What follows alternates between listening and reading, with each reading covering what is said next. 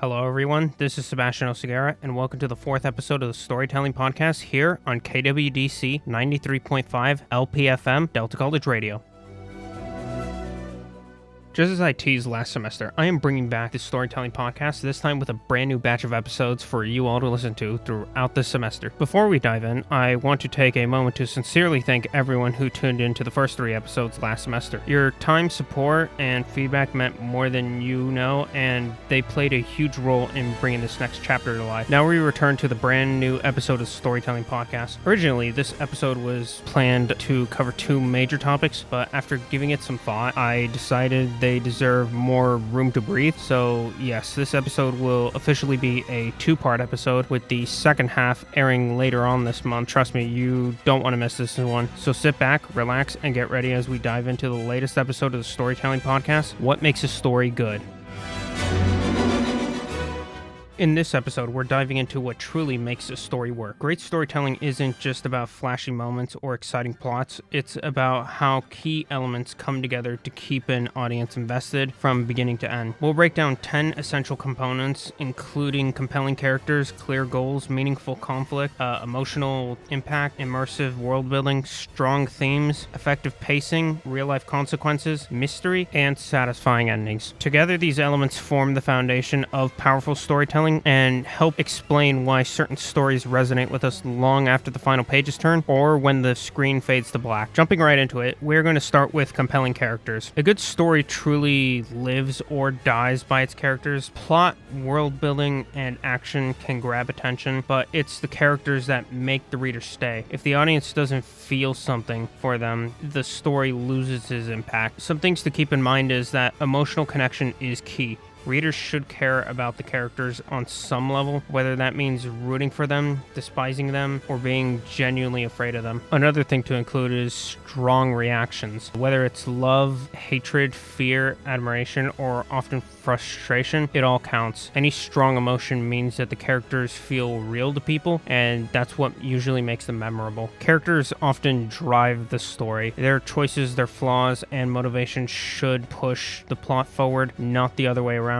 Investment usually creates tension. When readers care about a character, every danger, loss, or victory carries weight, and it usually carries meaning behind those actions. To give you some examples of compelling characters, Tony Stark, aka Iron Man, in any one of the Marvel movies, Walter White from Breaking Bad, Harry Potter from Harry Potter, Steve from any one of the Minecraft campaigns that I'm pretty sure a lot of us have done as children or even as adults, as well as William Afton and Michael Afton in the Five Nights at Freddy's franchise. Those are some good compelling characters that usually get the audience invested into them. Jumping off from compelling characters, another thing that can make a story good is clear goals and clear stakes that are introduced in the story. The audience needs to clearly understand what the characters want and what's at risk if they fail. Without that clarity, tension fades and emotional investment weakens in the audience, and stakes are what give the story urgency. It's what gives it power. Some things to keep in mind for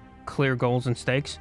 Clear goals create direction. When readers know what a character is striving for, every action and decision has meaning behind it. Consequences raise tension. Failure should matter. Loss, sacrifice, destruction, or irreversible changes can all make outcomes feel more real to the audience or to the reader. High stakes often fuel emotions. The greater the risk, the stronger the audience emotional response will be, whether it's hope, fear, or even something as bad as dread. And then the last thing to keep in mind, personal stakes matter most. Saving the world is compelling, but saving something personal, a loved one, an identity, a belief, or just anything that means something to that main character, usually hits harder for the audience when they're either reading or viewing. To give you a few examples of clear goals and stakes throughout the world of media, Luke Skywalker's mission to destroy the Death Star in the very first Star Wars movie, which has been retitled to Episode 4, A New Hope. Then you could have something else like Batman protecting Gotham in any DC media, Optimus Prime fighting Decepticons across the universe to stop the war that's currently happening on their planet Cybertron, or even something as Eleven's struggle to survive in the show Stranger Things. Moving on from clear goals and stakes, we then have conflict. Now, I would like to say this. If there's no conflict, then there is not really a story story to be told. Conflict is usually the engine that keeps everything moving, forcing the characters to act, change, and grow. Without it, nothing is challenged or challenging, and nothing truly matters in the story that you're trying to tell if there is no conflict. Now, there are two different types of conflicts. There's internal conflict and then there's external conflict. Starting with internal conflict usually shapes character, whether it's doubts, fears, guilt, and opposing desires usually create depth and make characters feel more human to your audience. External conflict usually creates action, whether that's enemies, obstacles, and hostile environments. That usually pushes the plot forward and it tests the character's limits. Some things to keep in mind when it comes to conflict is moral dilemmas add complexity. Hard choices with no perfect answer force characters to reveal who they really are, and then conflict usually drives change. Every struggle, internal or external, should lead to growth, it should lead to consequences, and should lead to transformations within the story itself. To give you a few examples, the first one I'll give you is Anakin Skywalker's internal struggle in the Star Wars movies, specifically Revenge of the Sith. We see in that one that he's kind of divided on whether or not he should or should not go to the dark side, and we do eventually see him go to the dark side because, well, I mean, he's Darth Vader, spoiler, if you somehow avoided Star Wars for 40 years. But yeah, that's basically what his thing is going on in that movie, and I would even say in Attack of the Clones that's somewhat of a struggle that he has. Another example I can give is Tony Stark versus Thanos in Avengers Infinity War and Avengers Endgame. In Endgame we see him actually succeed in stopping Thanos, but in Infinity War we see him fail to Thanos, get hurt, and then it usually drives the plot for what happens in Endgame as to why he wants to finally beat Thanos, because he lets something happen that he shouldn't have let happen. An example of a moral dilemma would be the Night Guard versus the animatronics in any of the Five Nights at Freddy's game. For people who have played those games, you'll understand what I'm talking about, but it's pretty suspenseful and you have to like think in your head, okay, how do I do this? I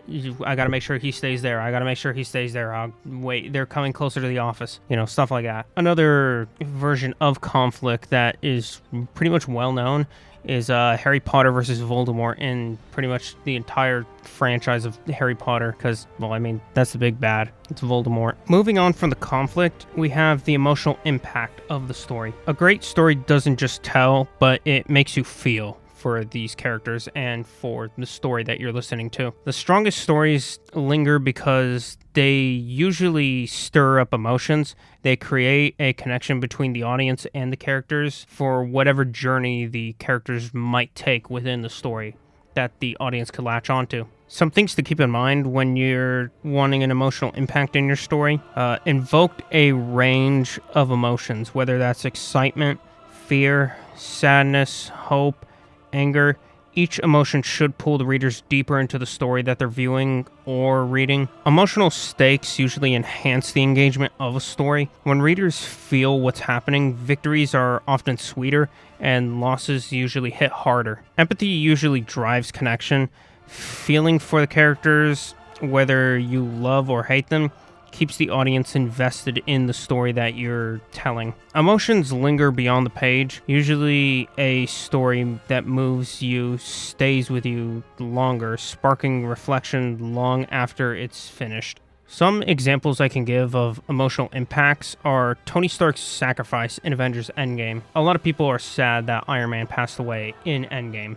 Spoilers for whoever hasn't seen that film for some reason, I guess. Another example is Simba's loss of his father, Mufasa, in the first Lion King movie from the 90s. Eleven confronting the Upside Down in Stranger Things Season 2, specifically the finale. Steve losing his base in any one of the Minecraft campaigns that you probably have played, as well as sadness and fear from any of the animatronics in Five Nights at Freddy's. Jumping on to the next topic after emotional impact is usually a strong world building. I did do a podcast episode on this, but I'm going to briefly touch upon some of the stuff I said in that episode, but in this one. Whether it's a spiraling multiverse, a magical fantasy kingdom, or a seemingly ordinary small town, the world of a story should feel real, it should feel consistent, and it should feel alive to the audience or to the reader. The setting isn't just the backdrop for where your story takes place. It usually shapes the characters and the plot it also shapes the mood of the story that you're looking to tell. The first thing to keep in mind when you're talking about world building is that believability really does matter in this story. Even the most fantastical worlds need rules and they need logic. Inconsistencies can break immersions of this world that you're trying to build, so you're going to need to have the rules in place so that there could be a logical way for everything to go about. The second thing you're going to want to keep in mind is that consistency builds trust. Readers accept a world as a real world when it has rules to follow. When it has culture and geography usually remain coherent throughout the story that is being told. The third thing you're going to want to keep in mind is that details make a world vivid. Unique customs, environments, sounds, and smells help readers feel like they're inside of the story, or they can put themselves in the story through one of the characters of the story. The fourth and final thing that you're going to want to include with strong world building is the world impacts the story and it should impact the characters. The setting should influence decisions, challenges, and conflicts, making it an active part of the narrative that you're looking to tell. Some examples that I can give are Middle-earth in Lord of the Rings, Wakanda in Black Panther or any of the Marvel movies, cities like Gotham City, Metropolis in the DC universe, the multiverse that is currently being built out in Marvel right now, the Minecraft overworld, the Nether, or even the End, and Freddy Fazbear's Pizzeria in Five Nights at Freddy's. Thank you for joining us on the fourth episode of the Storytelling Podcast on what makes a story good here on Delta College. We're going to be taking a quick break right now, but we'll be right back here on 93.5 KWDC. Don't let biased algorithms, or degree screens, or exclusive professional networks, or stereotypes. Don't let anything keep you from discovering the half of the workforce who are stars. Workers skilled through alternative routes rather than a bachelor's degree. It's time to tear the paper ceiling and see the stars beyond it. Find out how you can make stars part of your talent strategy at tearthepaperceiling.org. Brought to you by Opportunity at Work and the Ad Council. Welcome back to the fourth episode of the Storytelling Podcast. I hope you had a good little break there, but let's continue. So we last left off on strong world building. Now we're going to be jumping into the meaningful themes of a story. Good stories say something deeper than just what happens in them. They explore themes that resonate with readers long after the story ends. They reflect on human experiences, making the narrative meaningful and making it memorable. Themes often give a story purpose. Ideas like power, loss, friendship, identity, sacrifice, or hope can provide layers and meaning beyond the plot itself. Universal truths often create connections. Readers relate to struggle and triumphs that mirror real-life experiences that they have had or emotions that they have had. Themes often emerge through characters and events.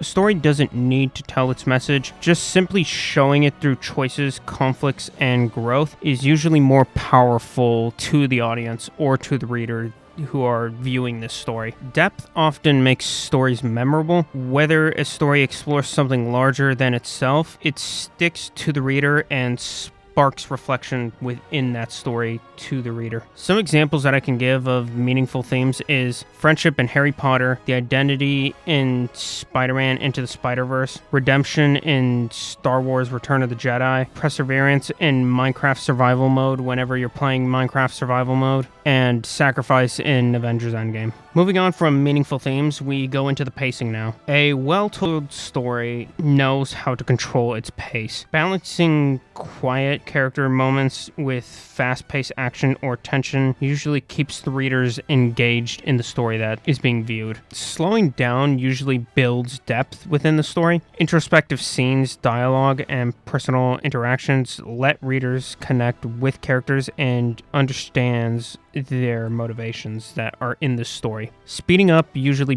builds excitement, whether that's action, conflict, or suspenseful sequences. They usually create adrenaline, and they usually keep the plot moving forward. Pacing shapes emotion. Alternating between calm and intensity heightens the impact of both. Quiet moments feel more meaningful and action feels more thrilling. Rhythm usually keeps readers engaged. A story that moves at a single pace risks becoming boring or overwhelming to the audience. Thoughtful pacing creates a natural flow when you go from one thing to the next, whether it's a book or in a movie, even a TV show. Some examples that I can give is the slow buildup and high intensity battles in Avengers Endgame, sitcom timing moments for whenever they're going to have a joke in Friends or The Big Bang Theory, suspense that is in any one of the Five Nights at Freddy's games or even the movies, I guess, action sequences versus quiet moments in the Transformers movies, and gradual tension throughout pretty much the entire show of Stranger Things. Moving past the pacing, we have consequences. In a strong story, actions often matter. Characters' choices shouldn't be meaningless. They should have consequences that shape the story, the world, and even the people that are within the story. Choices often drive the plot forward. Decisions create new paths, challenges, and conflicts, which moves the story forward. Consequences build realism to this story. When actions have lasting effects, the world can feel alive, and the stakes can feel not only high, but they can feel real. Character growth comes from action. Success, failure, and mistakes shape personalities, and they do shape beliefs and relationships over time within this story. Something to keep in mind with consequences is that the ripple effect does matter. Even small actions could have bigger impacts on the larger story as a whole, affecting other characters or future events in meaningful ways. Some examples that I can give is Thanos' snap in Avengers Infinity War led to the events of the Avengers time traveling through what I think is the multiverse in Avengers Endgame. Walter White's choices throughout the Breaking Bad show. I'm not going to say what he does in the show, but if you've seen the show, you know what he produces and sells. The fall of Anakin Skywalker in Star Wars usually leads to the rise of Darth Vader, and then the fall of Darth Vader, or more accurately, the redemption of Darth Vader, usually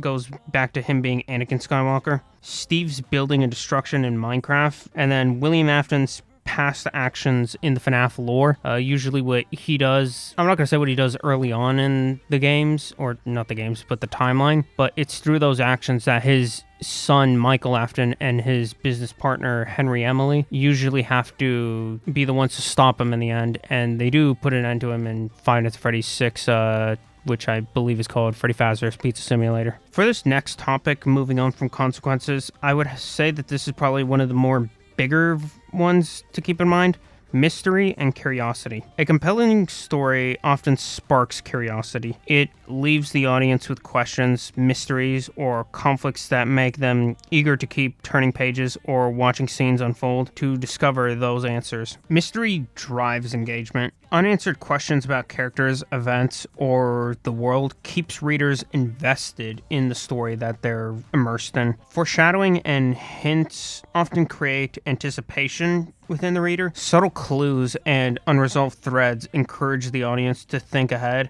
and stay curious about what's going to happen next. Conflict and stakes usually deepen the intrigue into the reader or the viewer. When the outcome is uncertain, readers naturally want to know what is going to be happening next within the story. Satisfying payoffs absolutely matter.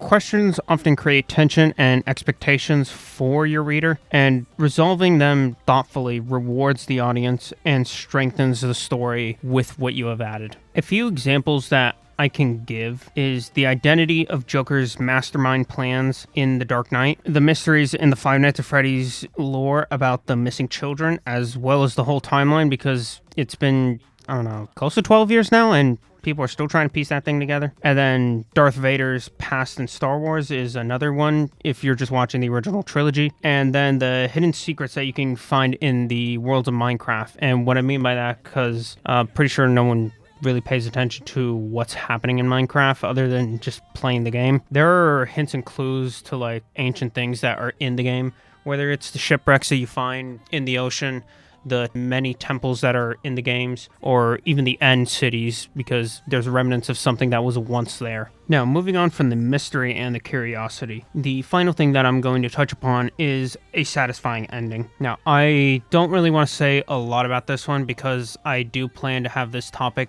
have its own future podcast episode. So here's what I'm just going to say about the satisfying ending for now, about a story of what can make it good. A strong story doesn't need to have a happy ending, but whatever happens should feel earned, it should feel meaningful, and it should feel true to the characters and the narrative that were put forth throughout the story. Something to keep in mind is emotional authenticity does really matter. Outcomes, whether joyful or tragic or even bittersweet, should reflect the story's events and the characters' journeys. Earned resolutions often build satisfaction within your viewer. Conflicts and challenges should lead logically into consequences, so the audience feels the ending was justified for however you choose to end it. Meaning over convenience usually leads to avoiding the forced happy ending. What matters is that it resonates the story with the themes and the tones that were being told within the story. Truth strengthens the impact. Readers respond most when the resolution feels honest and not when it feels artificial. For the last batch of examples that I can give you is Tony Stark's death in Avengers Endgame. Some will say it's satisfying, some will say it's sad, some will say it was unjustified. But looking at how this movie went, his goal was to eventually bring back the people that Thanos took out. And yeah, he brought them back, but at the cost of his own life. The bittersweet ending of Breaking Bad, specifically the show, not the universe, and also specifically with the character of Walter White, how his story ended. Both Anakin Skywalker's stories, because technically he had two. He had the one where he lost everything, became Darth Vader, helped the Empire for decades after, and then he was like, nah, I'm gonna be good again, and then got his redemption moment to finally be redeemed and go into Force Ghost heaven. The heroes or the Night Guards surviving the Five Nights at Freddy's animatronic attacks is another example. And the resolutions of Harry Potter and the Deathly Hallows, where we have him finally defeating Voldemort and Voldemort dusting away before Thanos even dusted people. Thank you for joining us on the 4th episode of the Storytelling Podcast on What Makes a Story Good here on Delta College. We're going to be taking a quick break, but we will be right back here on 93.5 KWDC. Talking to your kids about the dangers of vaping can be hard. Getting them to listen to hot gossip is easy. So here's some drama you could share with your kid. Dude, did you hear about Cassie and Jake? No, but did you hear that vaping can cause irreversible lung damage and nicotine affects brain development? Nuh-uh.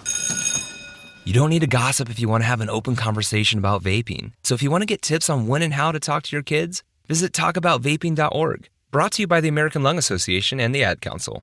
Welcome back, everybody. I hope you had a good break there, and let's continue with this 4th episode of the Storytelling Podcast. Now, speaking on all 10 of these topics that I've chosen to speak about within What Makes a Story Good, or at least through my perspective, I would now like to give you an example of a good story, or a story that I believe is a good story that uses all 10 of these things for its story, and that is the Five Nights at Freddy's franchise, more specifically the games, the timeline of the games. I'm only going to be speaking about the timeline of the games, not really so much the books or the movies, mainly because there's a lot of differences that happen in between those forms of FNAF, but we are going to be jumping into why I think the story of the games is a good story. Now, to begin, the first thing we're going to touch upon is the compelling characters. I decided to choose 3 for this specific segment. That will be William Afton, Michael Afton, and Henry Emily. To begin, Five Nights at Freddy's story works largely because of its central characters and how layered all 3 of them are. William Afton is not just a villain, he's calculating, obsessive figure who desires for control. He does a lot of experiments and he tries to eventually gain immortality, which usually drives the first couple of games in the franchise. It does bleed into the newer ones, but it's a primary focus throughout the first 6 games. Michael Afton serves as a tragic protagonist in the games, someone who's burdened by guilt and forced to clean up the consequences of his own father's actions, often without fully understanding the truth behind what he's doing. It isn't until he gets to the timeline of like Sister Location and Five Nights at Freddy's 6, and I would even say Five Nights at Freddy's 3, that he finds out what his father is doing and what he's been helping him with unwillingly, and that's when he makes a turn to become a good guy in the franchise. Henry Emily often represents the complete opposite of what William is, whereas he's a grieving father who's intelligent and is restrained, but it usually contrasts with William's cruelty, whereas William let the grief take him over. Henry let the grief eat him alive in a way where he just became lower and lower in life until he realized what he was doing, so he finally makes a stand by the time we get to Five Nights at Freddy's 6, where he's like, no, enough is enough, I have to do something, I can't sit back anymore and watch this all play out. So the next thing about Five Nights at Freddy's that I think makes it a good story is the clear goals and the stakes of the characters. In the case of William Afton, his goals are to gain immortality. Michael and Henry's goals are usually to stop William from doing what he's doing. But the one goal I want to talk about the most is the security guards surviving the animatronics, because they're just essentially a random bystander who got thrown into the story without any prior knowledge as to what was going on with these animatronics. At the core of every FNAF game is a very simple and effective goal. It's essentially survive the night till 6 a.m. The player usually is a security guard who's sitting at a desk who must make it to the last minute of his shift, or else the haunted animatronics are going to capture him. That usually is what I believe makes it a powerful goal and stakes, because it's a night guard who's going up against these possessed animatronics who are looking to take him out and perhaps stuff him in a suit in some of the games, but he obviously doesn't want that. He wants to live. He wants to get out of there as quick and easy as possible, but due to the shenanigans that the animatronics do throughout the nights, it only gets harder and harder for whoever you're playing as, whether that'll be Mike. Now, for the emotional impact, I decided to go with Henry losing his daughter and William losing his family. So despite it being a horror series, technically, Five Nights at Freddy's does surprisingly carry a great amount of emotional weight. Henry's loss of his daughter is one of the most heartbreaking elements to the story, which shapes his silence, it shapes his regret, and eventually his resolve towards the end of the story, specifically Five Nights at Freddy's 6, where, on the other hand, William Afton losing his family is largely caused by his own actions, and in a weird way, it adds a twisted irony into his descent into madness. So, though his wife has never been mentioned, or the mother of his children has never been mentioned in the games, so that's a character that you're left to speculate on your own. Michael Afton, on his other hand, he ends up losing him in a way because Michael just doesn't agree with what his father is doing, and the way that he loses the other two kids, Elizabeth and the crying child, is left to be taken care of by his older brother Michael. So William was kind of neglectful of his children, and if you've seen what happened in the 8-bit minigame with Circus Baby and Elizabeth Afton, you'll know that his creation is what ended up taking his daughter. Now, for what is probably one of my favorite things about the Five Nights at Freddy's world is the Five Nights at Freddy's world building, or the world building that it's known for. Its world building is subtle but increasingly effective, in my opinion. Instead of long exposition dumps, the world is revealed through environmental details such as newspaper clippings, phone calls, minigames, and background visuals that you can find all throughout the Five Nights at Freddy's Pizzeria establishment. Freddy Fazbear's Pizza feels like a believable, decaying business with a dark, hidden history behind it, and usually it's behind those bright and colorful mascots and the cheerful branding that the Fazbear Corporation is known for producing. The timeline, the locations, and the recurrent imagery all connect to create a world that feels alive in mystery and a deeply unsettling one at most. Players aren't just playing a game, but they're uncovering the ruins of a broken universe, because as a night guard, you don't know who or what this place is, but it's not until you start looking around the place where you begin to piece the story together. Now, for the meaningful themes aspect of Five Nights at Freddy's, it surprisingly does explore heavy themes such as guilt, obsession, grief, and the consequences of unchecked ambition. It also asks the question about how far people will go to avoid death, how trauma usually lingers in one place, and whether redemption is even truly possible with some of its characters. The themes and the cycles of this one is usually violence repeating itself, because it never properly gets addressed and is especially strong, in my opinion, to include something such as that. These themes elevate Five Nights at Freddy's from a simple indie horror game into a long-form tragedy about human failure and accountability. Now, for the pacing, I would like to emphasize that it's going to be different for everyone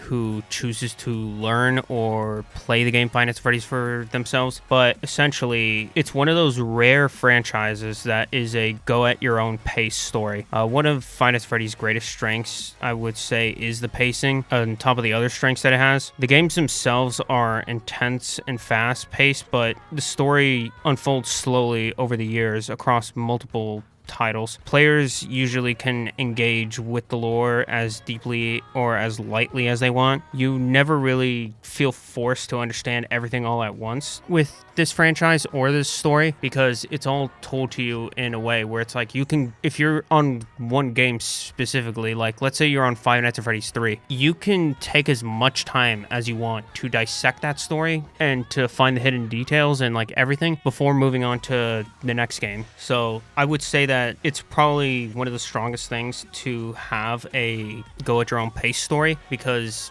that's how you can get the best results out of something, and it clearly worked for Five Nights at Freddy's, and I'm not the only one who worked for it. It worked for so many other people. Moving on, now we have the consequences that are in the Five Nights at Freddy's world, which are usually long-lasting effects of the choices that some of the characters make. Actions in Five Nights at Freddy's have always had consequences. William being trapped in a spring-lock suit for decades is a direct result of his crimes and arrogance. So essentially, what that story is with William getting trapped in a spring-lock suit is he originally took those 5 missing children into the back room of Freddy Fazbear's Pizzeria in 1985, I believe. He stuffed them into animatronic suits after taking their lives, and it's not until, like, I want to say a decade later when he comes to claim the endoskeletons of those suits because he needs the agony from them to harness the power of eternal life, where the ghosts of the children like spook him when he's actively trying to get their endoskeletons. They take him to the same back room that he took them to, and essentially he gets into his old spring Bonnie suit that he used to wear, but the spring lock failures caused it to go into animatronic mode, which ended up crushing his body into him becoming one with the animatronic. Another consequence that's in this world is Michael unknowingly helping his father cause irreversible damage both to himself and to all the others around him. As we learn about Michael Afton and like the media that's connected to the games, like for example, the only book that is actually connected to the game is the Survival Logbook, because it was a book that was once owned by Michael Afton. We learned some stuff in that where he knows what his father is doing. He knows what happened to his sister because of his father, and he even gets to learn about the original murders and the death of Henry's daughter. These consequences don't reset or disappear. They shape the world permanently, reinforcing the idea that choices matter and mistakes echo far into the future of this timeline. Now, surprisingly, this franchise did technically start with a mystery, the missing children's incident. Now, the missing children's incident is considered to most, and to me specifically, that this is the heart of the Five Nights at Freddy's mystery. It's never explained outright, but its presence is felt everywhere, from the haunted animatronics to the cryptid minigames that we get throughout the entire franchise. This mystery fuels curiosity and keeps players searching for answers. The lack of a clear explanation invites interpretation, theory building, and discussions wherever you might have them, which has become the defining part of the franchise's identity and longevity. I mean, looking back at it in 2014, we only had like a horror game where it's like, okay, these animatronics are not given a proper night mode, but we can see 5 animatronics show up in the game. We have Freddy, Bonnie, Chica, Foxy, and Golden Freddy, and then you can rarely catch this glimpse outside of one of the cameras that are right next to the office. On the wall, it talks about, hey, there's 5 missing children that happened at Five Nights at Freddy's, or sorry, Freddy Fazbear's Pizza, and there was a suspect convicted. There was these other things that happened, but it's like, oh wait, they might be possessing the animatronics. And then by the time we get to the 4th night on that game, with a phone guy being like, hey, maybe you should check inside those animatronic suits, it's pretty much like said in a way without telling you, hey, someone had taken the lives of children here, and their bodies are inside of those animatronics right now. Now, for the final thing that I would like to touch upon for what makes Five Nights at Freddy's specifically a good story is the satisfying ending that we get with Five Nights at Freddy's Freddy Fazbear's Pizza Simulator. In the ending of Freddy Fazbear's Pizza Simulator, or Five Nights at Freddy's 6, to some fans, stands out as one of the most satisfying conclusions to the series. Henry's final speech does provide the emotional closure and acknowledges the pain, the mistakes, and the souls trapped within the system. The decision to burn everything down feels earned, and the final act of that game is responsible for the responsibility of sacrifice and responsibility being finally taken. While the franchise does continue beyond Five Nights at Freddy's 6 with the modern FNAF games, FNAF 6 will always serve as that one game that was like, you can end the story right here and you don't need to continue if you don't want to. Five Nights at Freddy's Ultimate Custom Night was just an add-on to this game, if anything. That one is also not really considered a conclusion. Well, it is technically a conclusion to William's story because it shows he's trapped in an eternal hellscape of his own. This one shows as, hey, for the people who are in the city, they no longer have to suffer because of William or because of anything that was going on with the Fazbear Corporation that was happening at the time. And I would say that, yeah, Five Nights at Freddy's does serve as a powerful thematic ending. It brings resolution to long-running character arcs and the central conflict, which in turn was William versus pretty much everyone. Thank you for joining us on the 4th episode of the Storytelling Podcast on What Makes a Story Good here on Delta College. We're going to be taking a quick break, but we will be right back here on 93.5 KWDC. The more you listen to your kids, the closer you'll be. So we asked kids, what do you want your parents to hear? I feel sometimes that I'm not listened to. I would just want you to listen to me more often and evaluate situations with me and lead me towards success. We're not adults, so just be there and listen. I just want someone to yap to. And I just feel like I'll be fine if someone just hears me talk and talk and talk and talk and talk and talk and talk. You're doing a really good job. And I don't think I tell you that enough. And I know sometimes we get into it and it's just hard on both of us. But, try to understand me more and I'll try to do the same. Listening is a form of love. Find resources to help you support your kids and their emotional well-being at sounditouttogether.org. That's sounditouttogether.org. Brought to you by the Ad Council and Pivotal.